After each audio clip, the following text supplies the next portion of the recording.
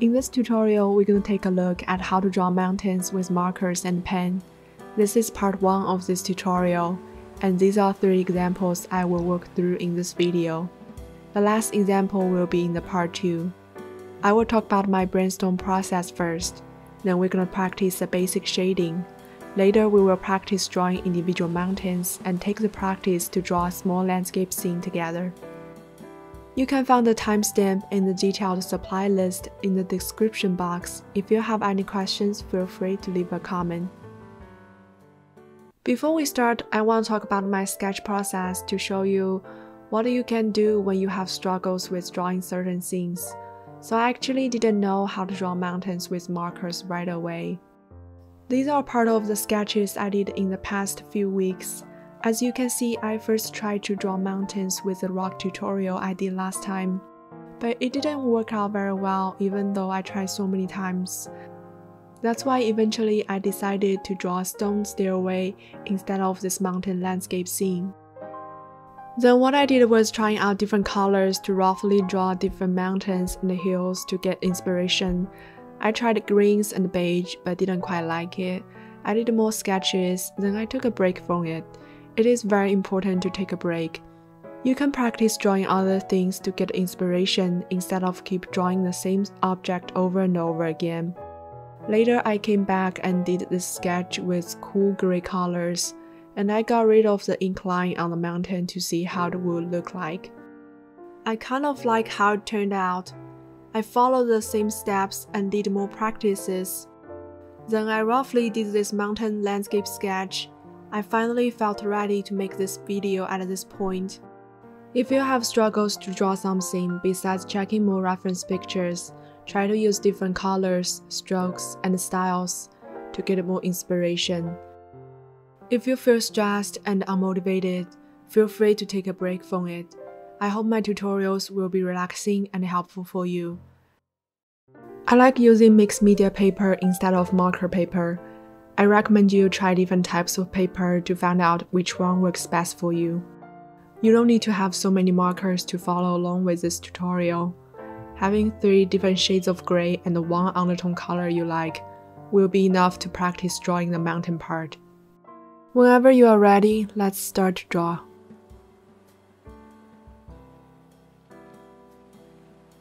First, we're going to practice shading a basic pyramid shape. It will be the basic form to guide us draw the mountain later.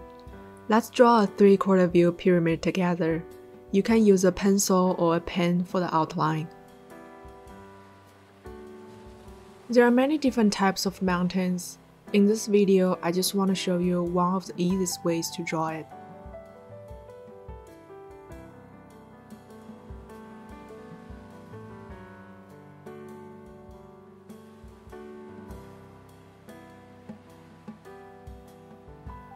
Go ahead and erase the pencil outline. Get 3 shades of markers. We will start to add shading. The light source is from the upper left, so the front plane will be lighter than the side plane. The upper part of the front plane will be brighter than the lower part. Notice I like to move the marker from the edge of the plane towards the center. I applied more pressure first, then lifted the marker a little, so it will have a fairly smooth gradient. Always start with the lightest color to add the light value first. Then use a second shade to add mid-tone and core shadow. On the side plane, the upper part will be darker than the middle part because of the light bouncing back from the ground. Shading can be very different depending on the finish of the object, the surrounding environment, and the lighting. You don't have to be super accurate about every single detail, but you do need to keep these basic values in mind whenever you draw things. It will help add volume to your drawing. The cast shadow also has its own light to dark value. The part close to the bottom of the pyramid will be the darkest. At this step, this pyramid already has some volume. To add more depth and contrast, we will repeat previous steps to add more darker value to each plane. Make sure you darken the edge. Here's a picture I found online. Same rules can be applied to a pyramid block. Notice the edge looks a little darker than the rest of the plane, and the lower part is brighter than the upper part because of the reflected light from the surface. Sometimes it's not noticeable, depends on the finish of the object and the lighting, but we can emphasize it in our drawing. When I draw the mountain later, I will follow the same rule. Feel free to turn the paper to a different angle that allows you to draw more easily.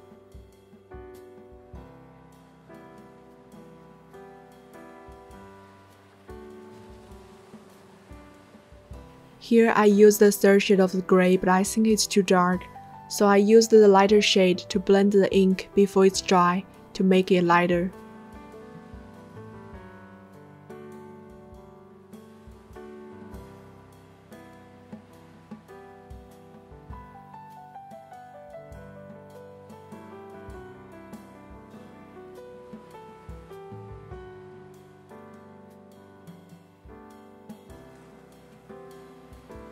Lastly, you can use the gel pen to add a couple highlights.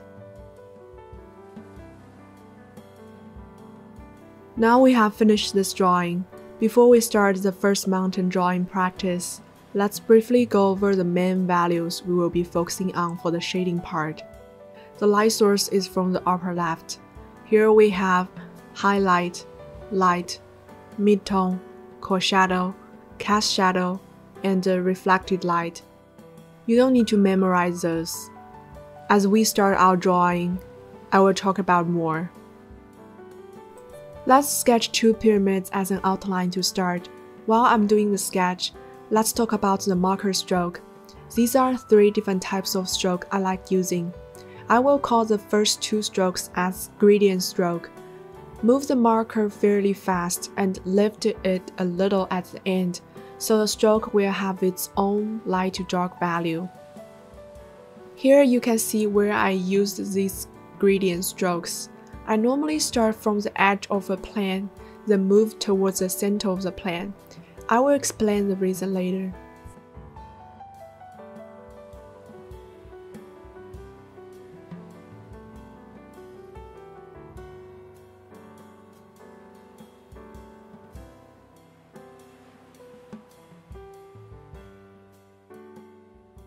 The cast shadow of the left side pyramid will fall on the body of the right side pyramid. Slightly sketch the cast shadow. Erase the excessive line to make your outline clean.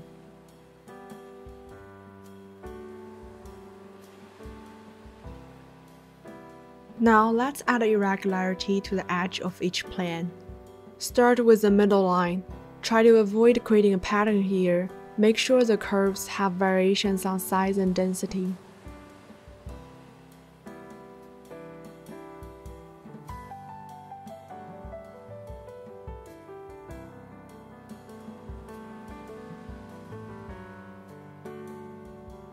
You don't need to draw the bottom part like I did here. The real mountain won't look like this. I draw it like this to make it look like rocks to help better visualize the lighting. You can draw the bottom part to fully connect to the ground like this. The purpose of this drawing is to practice the coloring technique.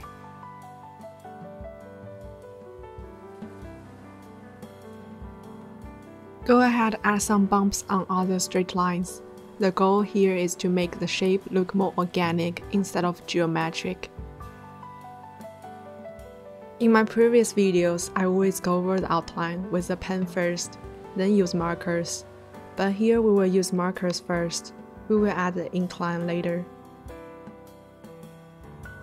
Go ahead and grab 3 different shades of gray markers.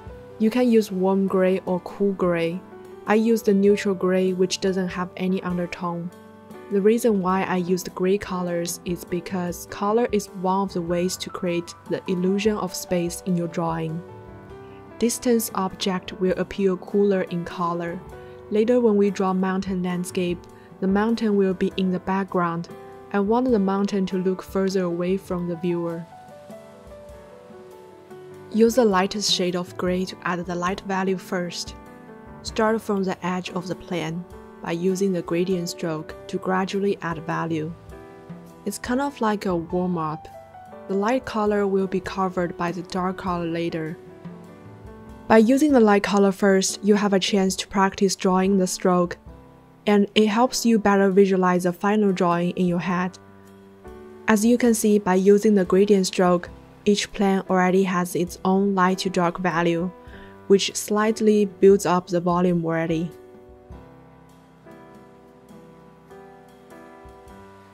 The light source is from the upper left. Leave the top part of the mountain white for now as a highlight.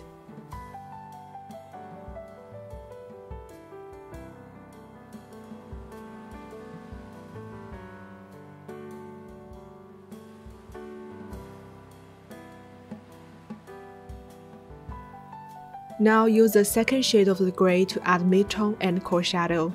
You will notice I try to darken the edge over and over again. The reason why I'm doing this is to show the reflected light value.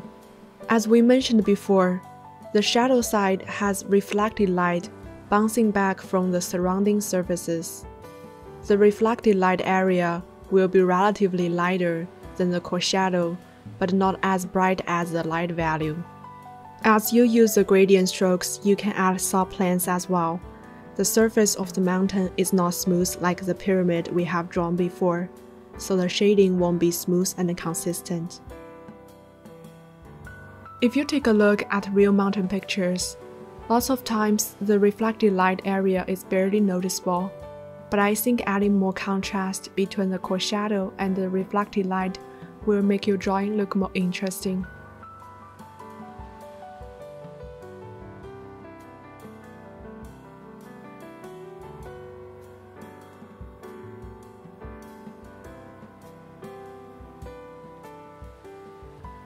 I basically just repeat my previous steps and keep adding darker value. If you have a light sand color, use it on the top of the mountain to make the lighting look more interesting.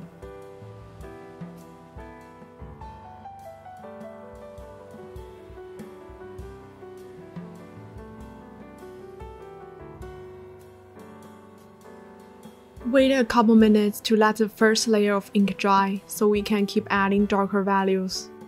Now switch to the third shade of the gray to add more contrast between the front plane and the side plane. The third shade of the gray will set the final darkness level for the core shadow. I didn't speed up the video this time so you can better see how I used my markers.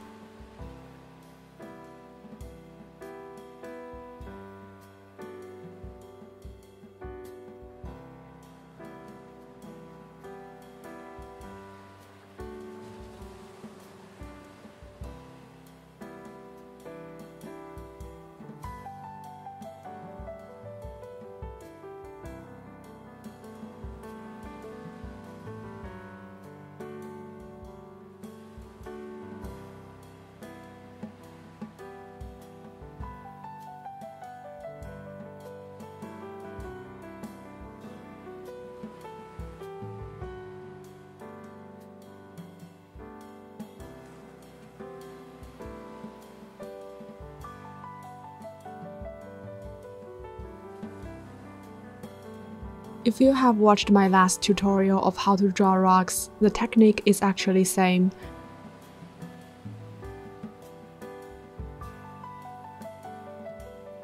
Now use the second shade of the gray to add texture to the front plane to show cracks and gaps. Avoid creating a pattern here. Make sure you have variation on size and density.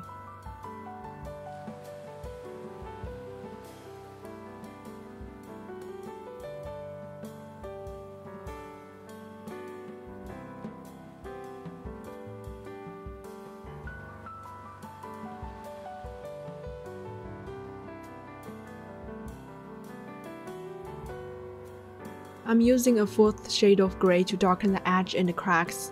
If you don't have a dark shade of the gray, you can still use a third shade to do this step, but you will need to apply more pressure on the paper to make more pigment attached to the paper.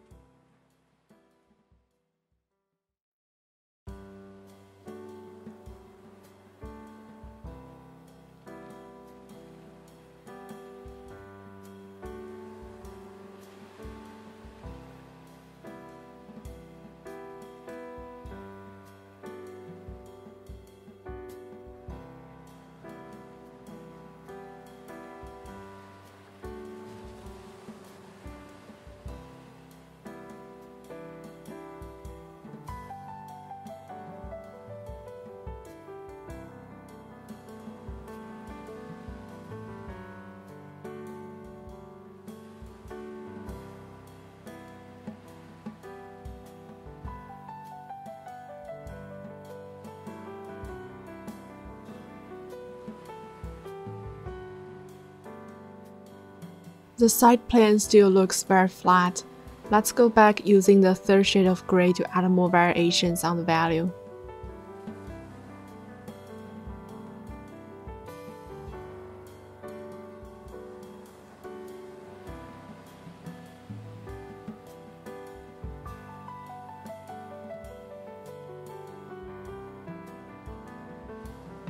Now it's time to use the pen. The incline can further define the edge of each plane. We won't go over the entire drawing with pen everywhere. Instead, only add incline to the edge of the shadow side and some cracks.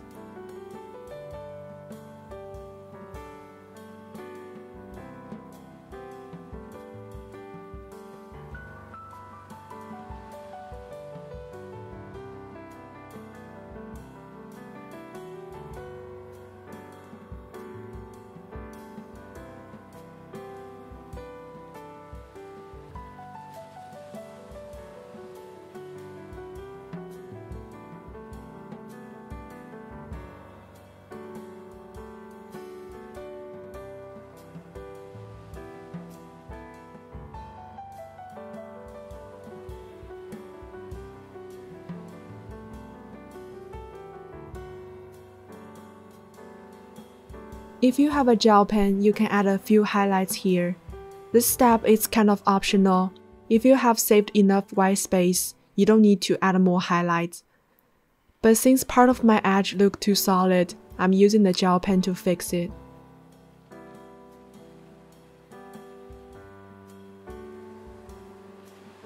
This part still looks too flat, so I decided to add a small bumps here.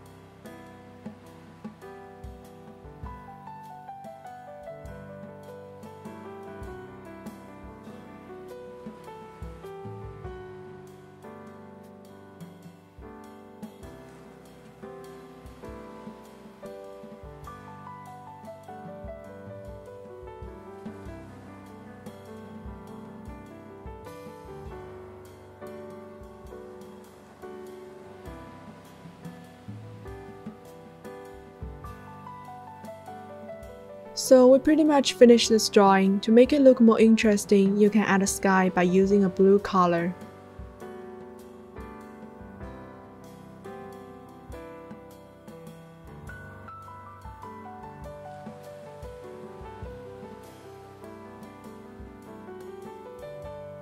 Here you can use a green or brown or any color you like to color the ground and add an undertone to this drawing.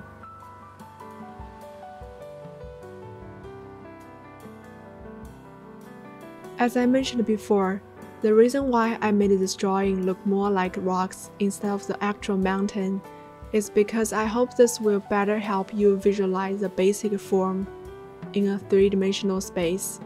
If you want to make it look more like a real mountain, make sure the bottom part is fully connected to the ground. I did a picture to show you how it looks like.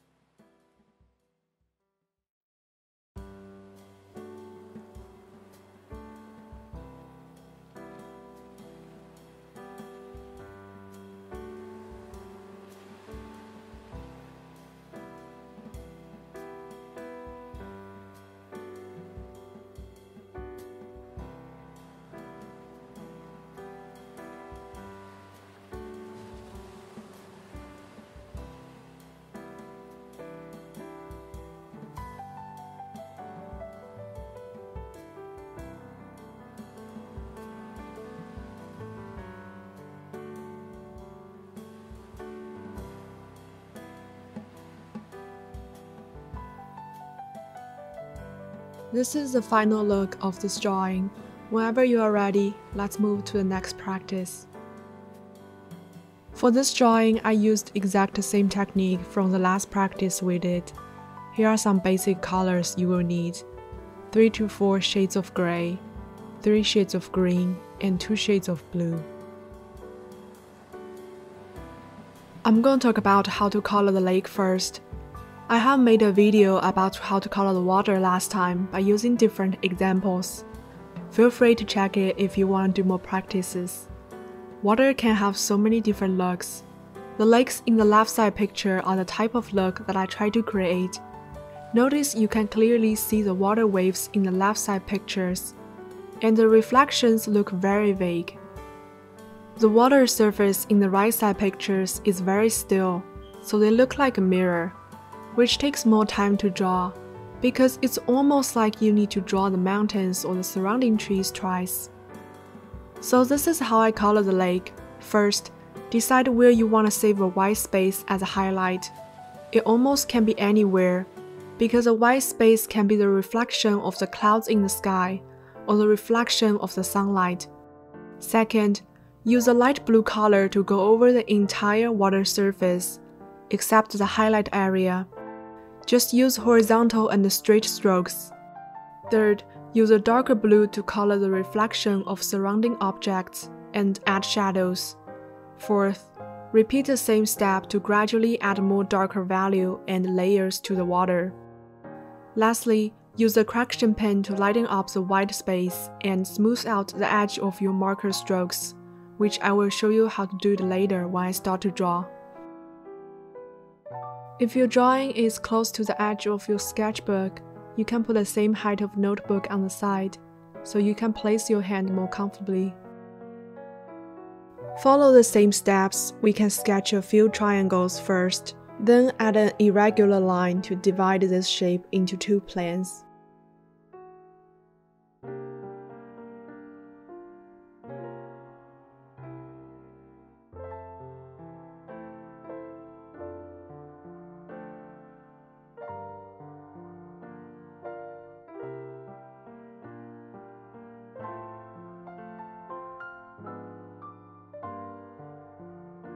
When you are drawing this line, make sure to avoid creating a pattern. The one I did here is actually not quite right. The curve size is too repetitive. I didn't notice it until I finished this drawing.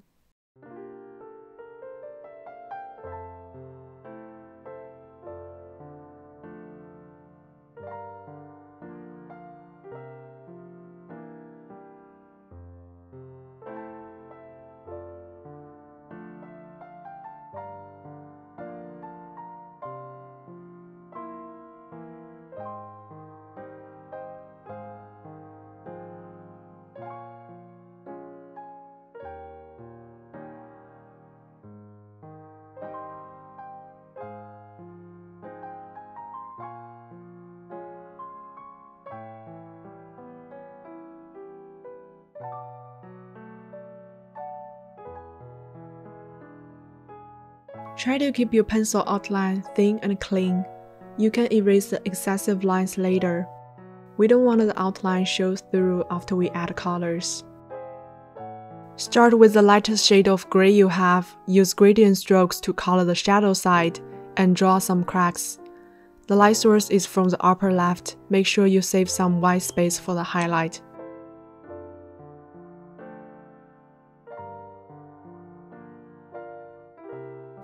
The light color will be mostly covered by a dark gray later.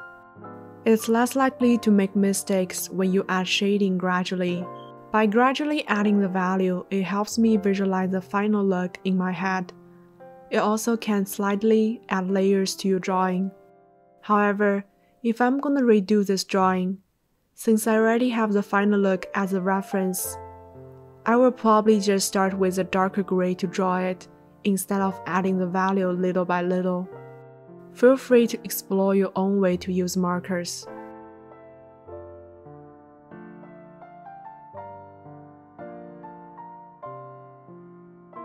To color the hill, you can use a light green color.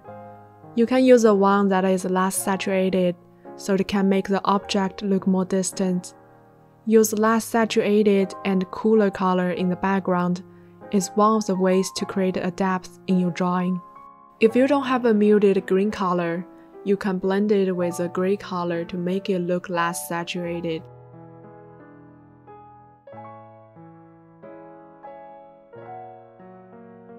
I have talked about how to color the lake before we start this drawing. If you haven't checked that part, feel free to watch it. You can find the timestamp in the description box. So how do I decide where to save the white space? It's based on the highlight part of the mountain, as you can see here.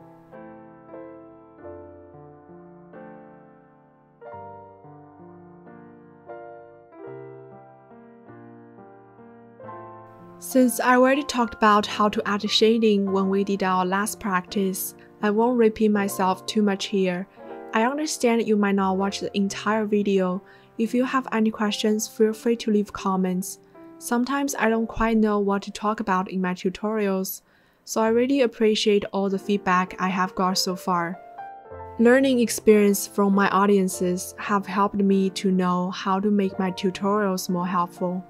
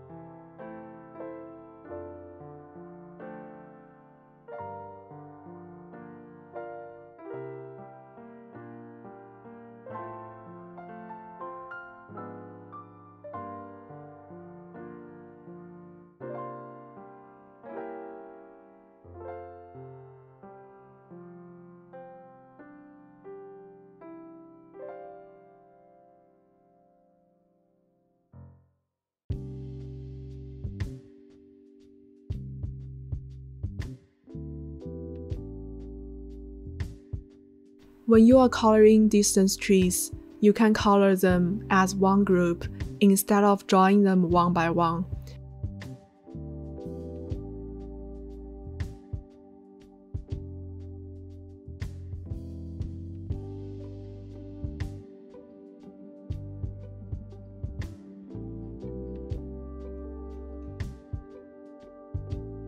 I will share more details about how to color grass in the part 2 of this tutorial.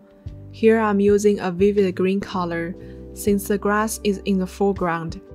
Objects that are in the foreground tend to have more saturated color compared with objects in the background.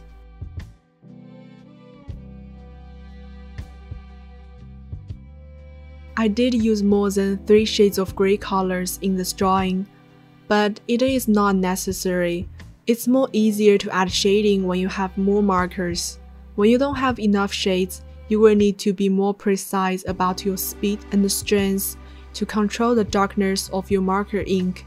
For example, you need to draw fast and apply less pressure on the paper to get the lightest shade of the color you have. You can check one tutorial I made before for more details. When I did the sharp drawing tutorial, I used the 2 markers. They are enough to build up the volume to create the illusion of depth. So try to be more creative with the drawing material you have if you don't have enough markers.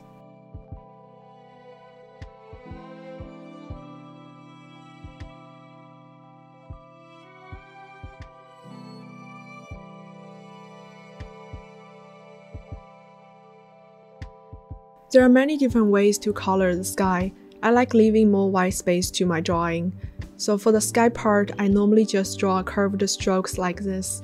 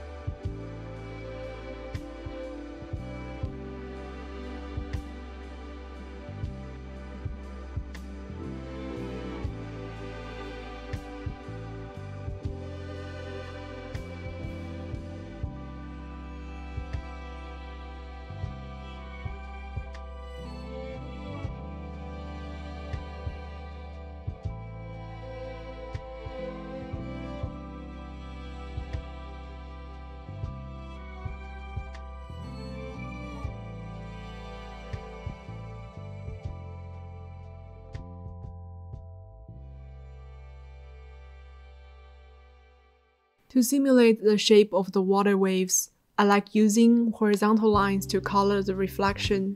So basically this part is a reflection of the mountain.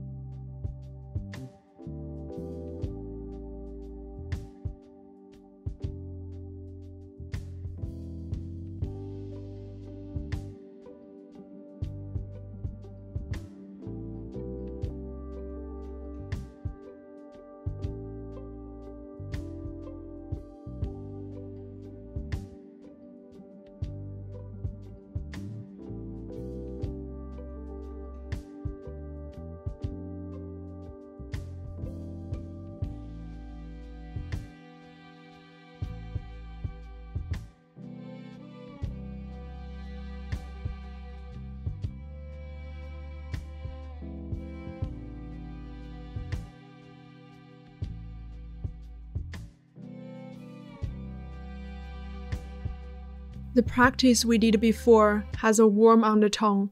This time I used the blue-gray color to add a cool undertone to this mountain.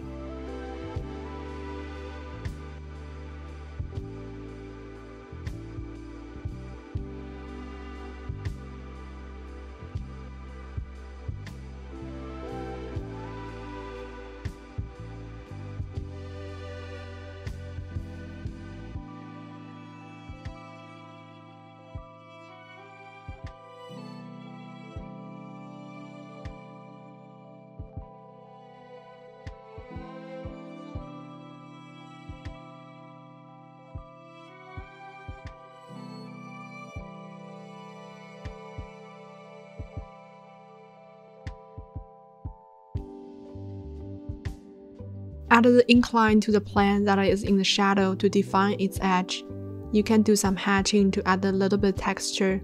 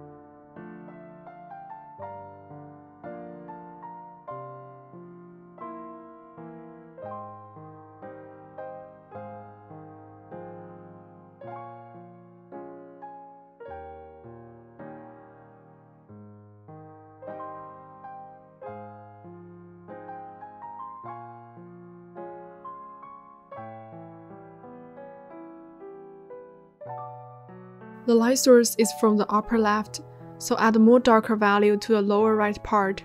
If you have watched the tutorial of how to draw the cherry blossom tree, it's the same technique here.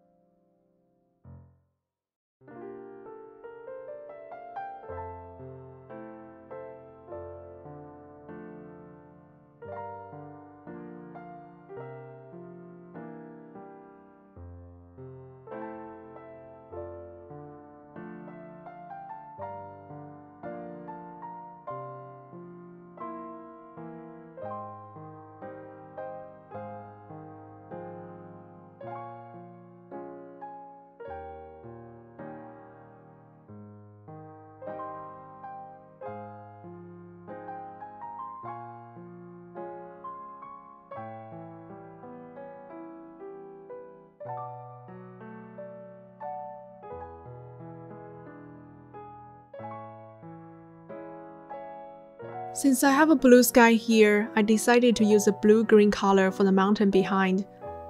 Use an analogous color can create a harmony in your drawing.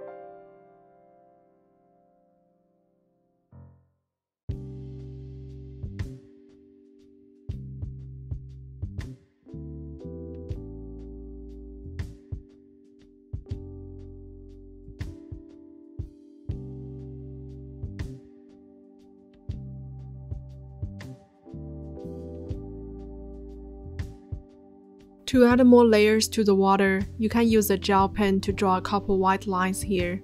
Here are two pictures I found online to better show you why I did this step.